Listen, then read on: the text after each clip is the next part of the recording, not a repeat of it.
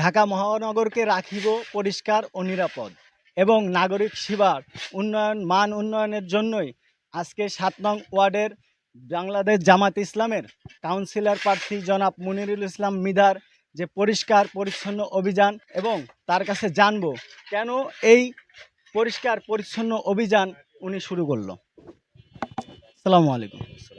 এই এই যে ঢাকা সিটির বিভিন্ন জায়গায় ময়লা আবর্জনা এবং সোয়ারেজের পানিতে ভরে গেছে। এখন তো ডেঙ্গুর প্রকট চলতেছে, হাসপাতালে গেলেই দেখা যায় ডেঙ্গু।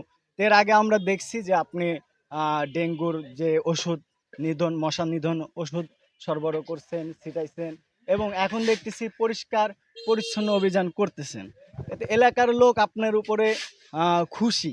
তো এই বিষয়ে যদি আপনি বলতেন যে এই অনুভূতিটা কেন আসলো। আলহামদুলিল্লাহ, সম্মানিত সকলকে বলতে চাই, বাংলাদেশ জামাত ইসলামী এই কাজ একমাত্র আল্লাহ সন্তুষ্টির উদ্দেশ্যেই করেন।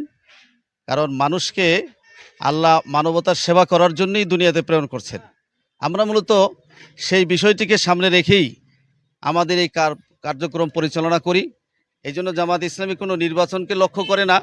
নির্বাচনের আগেও কাজ করে, নির্বাচনের পরেও এই কাজ করে, ক্ষমতায় গেলেও এই কাজ করবেন এবং ক্ষমতায় না গেলেও এই একই কাজ করবেন। কারণ এই কাজটা আল্লাহর নির্দেশ যে মানুষকে অন্ন, বস্ত্র, বাসস্থান, শিক্ষা ও চিকিৎসা, এই যে মৌলিক অধিকার আছে, তার বসবাসের জন্য যে উপযোগী একটি পরিবেশ তৈরি করে দেওয়া, এইটা আসলে মানবতার জন্য একটি কাজ।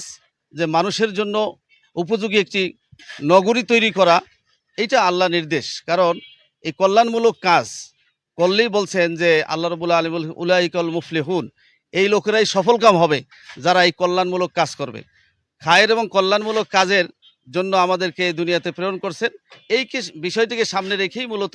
আর বিশেষ করে জনগণ যখন এই সুফল আমি শুধু পাবো না, সকল জনগণ আসলে এই পরিষ্কার পরিচ্ছন্ন থাকলে তার স্বাস্থ্য ভালো থাকবে, রোগবালাই কম হবে, এবং স্বাস্থ্য ক্ষেত্রে যে পরিমাণ এখন অনিয়ম দুর্নীতি চলছে, যেহেতু মানুষ এখানে সেবাও পাচ্ছে না, এই জন্য আমরা চাই যে আসলে সেবার আগে যেখান থেকে রোগের উৎপত্তি, সেই রোগের উৎপত্তি হলো অপরিচ্ছন্ন থাকার কারণে এই রোগ বালাই সৃষ্টি হয়। বিশেষ করে আপনি যেটা বলছেন ডেঙ্গু মশা, আমরা ইতিমধ্যেই এর আগেও আমরা ৭ নং ওয়ার্ডের বিভিন্ন জায়গায় আমরা মশক নিধন অভিযান পরিচালনা করছি।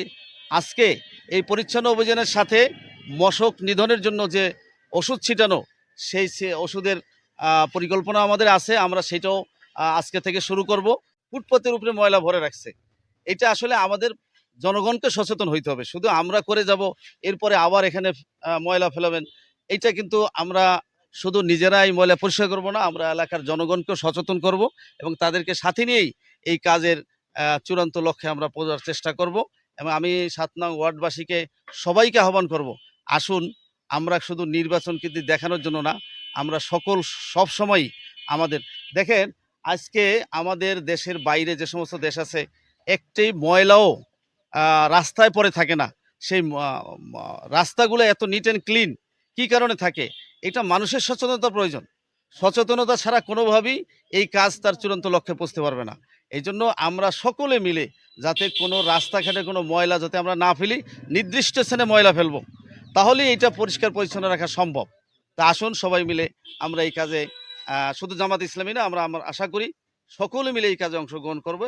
প্রিয় দর্শক, কিছুক্ষণ আগে যেখানে ছিল ময়লার ভাগাড়, এখানেই পরিষ্কার পরিচ্ছন্ন বাংলাদেশ জামায়াত ইসলামী ৭ নং ওয়ার্ডের উদ্যোগে আজকের যে পরিচ্ছন্ন অভিযান।